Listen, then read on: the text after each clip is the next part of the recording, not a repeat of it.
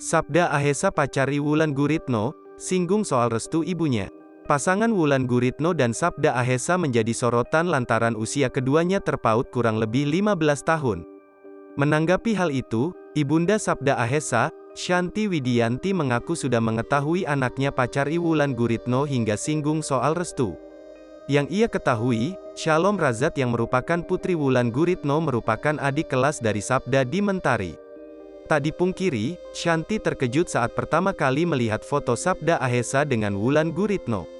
Namun begitu, Shanti menegaskan bahwa dirinya tak pernah melarang sang anak berhubungan dengan siapapun bahkan dengan Wulan Guritno.